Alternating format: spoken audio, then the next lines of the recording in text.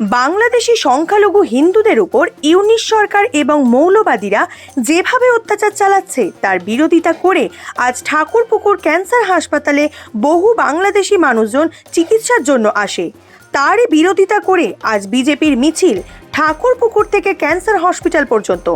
মিছিলে ইউনিশের কুশপুতুল দাহ করা হয় এবং ক্যান্সার হসপিটাল যেন বাংলাদেশি মুসলিম সম্প্রদায়ের কোনো মানুষজনকে চিকিৎসা না দেয় তার জন্য বিজেপির তরফ থেকে ক্যান্সার হসপিটাল কর্তৃপক্ষকে ডেপুটেশন দেওয়া হলো। এছাড়াও ক্যান্সার হসপিটালের আশেপাশে যে সমস্ত গেস্ট হাউস রয়েছে যেন সেখানে বাংলাদেশি মুসলমানদের থাকতে না দেওয়া হয়।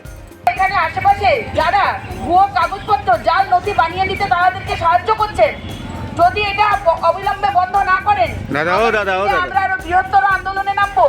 আপনাদেরকে এইটা আমরা জানিয়ে দিয়ে গেলাম যে আপনারা অতি শীঘ্রই এই অনৈতিক কাজগুলো বা এগুলো করা বন্ধ করুন। যে জাল নথি তৈরি করে দিচ্ছেন কিছু টাকার লোভে, আপনারা বুঝতে পারছেন না, ভাবছেন পাশের বাড়িতে আগুন লেগেছে, কিন্তু এই আগুনের আঁচ যে আস্তে আস্তে আপনার দিকেও আসছে এবং আপনার বাড়িকেও যে ছাড়খাড় করে দেবে সেটা আপনারা এখন বুঝতে পারছেন না।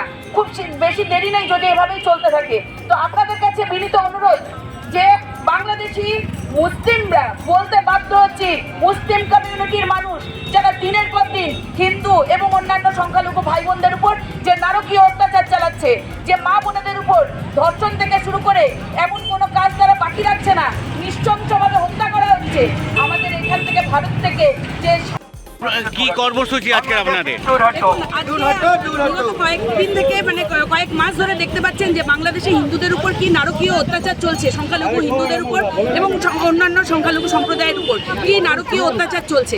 অথচ এমনকি আমাদের যে ওখানে যে মহারাজ চিন্ময় কৃষ্ণ মহাপ্রভু ইস্কনের যে মহারাজ তাকে পর্যন্ত তাকে এবং অন্যান্য সহ সন্ন্যাসীদেরকেও ওখানে গ্রেপ্তার করা হয়েছে বিনা কারণে। এখন আমরা অবিলম্বে তার মুক্তি চাই। তার সাথে সাথে আমাদের ভারতের জাতীয় পতাকা যে অসম্মান করেছে, যে অবমাননা করেছে বাংলাদেশের সরকার, যে তার কোনো প্রতিবাদ করেনি, তাদেরকে থামায়নি এই মৌলবাদী সরকার, যেভাবে অত্যাচার চলছে ওখানে, আর যেখানে ভারতের সমস্ত কিছু উপরেও তারা নির্ভরশীল, অথচ সেই বাংলাদেশি সরকার এখানে বাংলাদেশের মানুষজন আসছে ক্যান্সার হসপিটালে, তারা চিকিৎসা নিতে আসছে। শুধু তাই নয়, আশেপাশে ইয়েগুলোতে আশেপাশে যে আমাদের এখানে হসপিটাল আছে, বিভিন্ন লজ রয়েছে, হসপিটালের আশেপাশে যে সমস্ত লজ বাড়ি ভাড়া নিয়ে তারা থাকছে, অথচ ভারতের জাতীয় পতাকার অসম্মান করছে, তারই সাথে সাথে ভারত বিদ্বেষী আচরণ করছে। অথচ তারা নির্ভীকভাবে এখানে ভারতের পশ্চিমবঙ্গের নির্দ্বিধায় ঢুকে যাচ্ছে এবং তারা চিকিৎসাধীন থাকছে। আমরা হসপিটাল কর্তৃপক্ষের কাছে আমরা হসপিটাল কর্তৃপক্ষের কাছে আমরা আবেদন জানাবো ডেপুটেশনের মাধ্যমে যে তারা যেন ডাক্তার এবং অন্যান্য মেডিকেল স্টাফ যেন এটা বন্ধ রাখে, তাদের পরিষেবা দিতে যেন বন্ধ রাখে। বাংলাদেশিদের জন্য, বাংলাদেশি মুসলিমদের জন্য, মুসলিম বলতে বাধ্য হচ্ছে মুসলিম কমিউনিটি যারা ওখানে এত অত্যাচার করছে, নারকীয় অত্যাচার করছে, তার প্রতিবাদে যেন এই বন্ধ থাকে এবং আশেপাশের হোটেল বা লজ বা বাড়িগুলোকে অনুরোধ করবো তারা যেন বাংলাদেশিদেরকে কোনোরকমভাবে আশ্রয় না দেয়।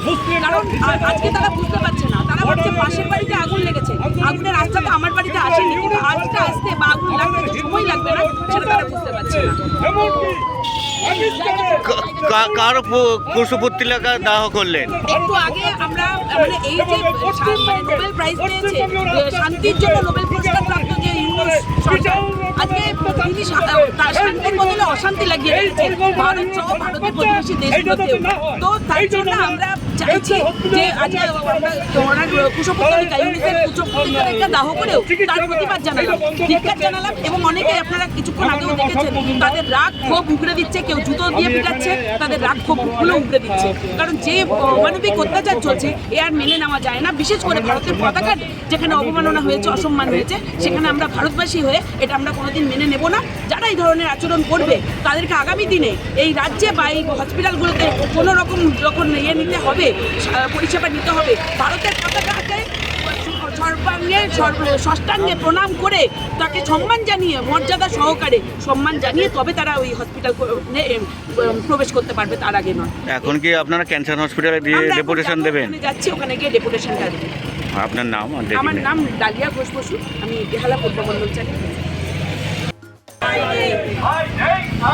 বাংলাদেশের